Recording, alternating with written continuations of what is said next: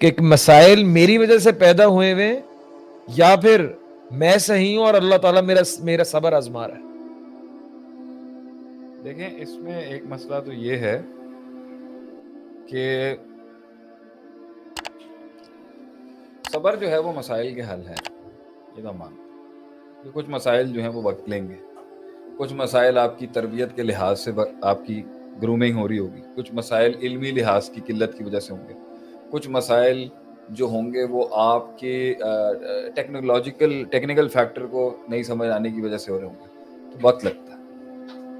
کچھ مسائل کو سولو کرنے کے لیے وقت لگتا ہے۔ آپ کا سوال یہ ہے کہ صبر کروں؟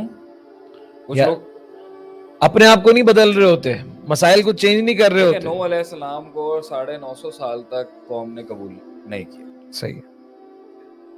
اور بہت ہی کم لوگوں نے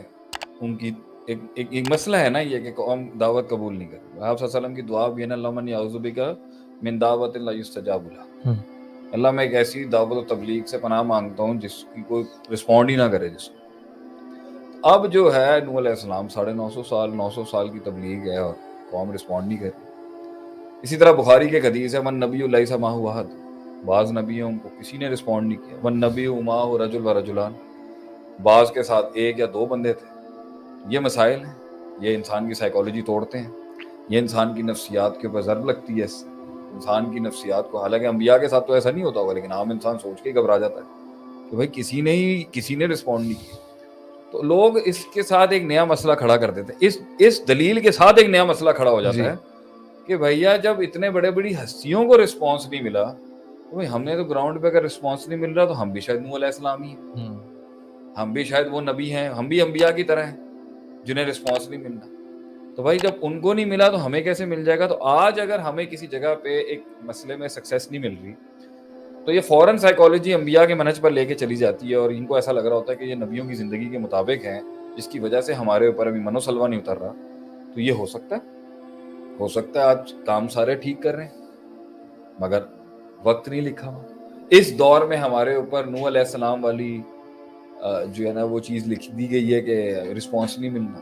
الا قلیلہ ہی ہوں گے۔ اور دوسرا پرسپیکٹیو یہ بھی ہو سکتا ہے کہ یونس علیہ السلام جو ہے وہ قوم سے ناراض ہوئے اور وہ چل دیے، اور اللہ تعالیٰ جو ہے چاہتے تھے کہ بات تو تمہاری ٹھیک ہے لیکن ذرا اس طرح نہیں ہونا چاہیے تھا، معاملے کو اس طرح نہیں ہونا چاہیے۔ تو کبھی کبھی ایسا بھی ہو جاتا ہے کہ شاید ہمیں اپنے اندر کچھ تبدیلی لانے کی ضرورت ہے، ہمیں شاید اپنے اندر کچھ چینج لانے کی ضرورت ہوتی ہے۔ جب تک کہ قوم توبہ نہیں کرے گی تب تک ان کے اوپر وہ عذاب ٹلا نہیں۔ صحیح، تو پوری قوم نے توبہ کی تو یونس علیہ السلام کی قوم سے ہٹا نا۔ تو یہ بھی تو دلیل ہے کہ انہوں نے کتنی چیزیں بدلی، کتنی چیزیں انہوں نے ٹرائی کی۔ نبی صلی اللہ علیہ وسلم جو ہیں وہ طائف جا رہے ہیں، بالکل، کبھی طائف جا رہے ہیں، کبھی کندہ قبیلے سے بات چل رہی ہے، کبھی دوسرے قبائل سے بات چل رہی ہے، کبھی ہجرت کی بات چل رہی ہے، کبھی جنگیں ہو رہی ہیں، ٹھیک ہے، کبھی دوسرے حلقوں کے اندر خط بھیجے جا رہے ہیں، کبھی صبر کا دامن پکڑا ہوا ہے مکے کے اندر، ٹھیک ہے، کبھی کعب بن اشرف کا کیس آ جاتا آگے سے۔ تو یہ تو اسٹریٹجیاں تو ہر جگہ وہ چل رہے تھے۔ تو لیکن ان اللہ لا یغیر ما بقوم حتی یغیروا ما بانفسہم، کہ اللہ وہ تغیر اور انقلاب تمہارے مسائل میں لائے گا ہی نہیں جب تک کہ تم ایک انقلاب نہیں بنو گے اپنے میں۔ تو اب اس کے اندر ہم ایک پارٹی ہے وہ اتنی اس کو لے کے میچ میں چلی گئی، اسباب اسباب اسباب اسباب اسباب، نہ تہجدیں پڑھنی ہے، نہ نماز پڑھنی ہے، نہ ذکر اذکار کرنے، نہ تحفظ مانگنا ہے، نہ توحید کا خیال رکھنا ہے، نہ اللہ کو تذلل دینا ہے، نہ تسبیح کرنی ہے، نہ حمد کرنی ہے، فسبح بحمد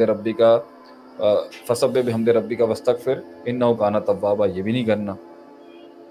اور ایک پارٹی ہے جو یہ اتنا اچھا کر رہی ہے، اور ہو سکتا ہے کہ ان کو وہی لگ رہا ہو کہ نوح علیہ السلام کا دور ہے، ہماری دعائیں قبول نہیں ہو رہی، مگر گراؤنڈ کے اوپر شاید میڈیم چینج کرنے کی ضرورت ہے، شاید گراؤنڈ کے اوپر اسٹریٹجی چینج کرنے کی ضرورت ہے، شاید گراؤنڈ کے اوپر کچھ چینج لانے کی ضرورت ہے جس سے ہمیں ہو سکتا ہے اللہ تعالیٰ چاہ رہا ہے کہ میڈیم چینج کرو۔ صحیح،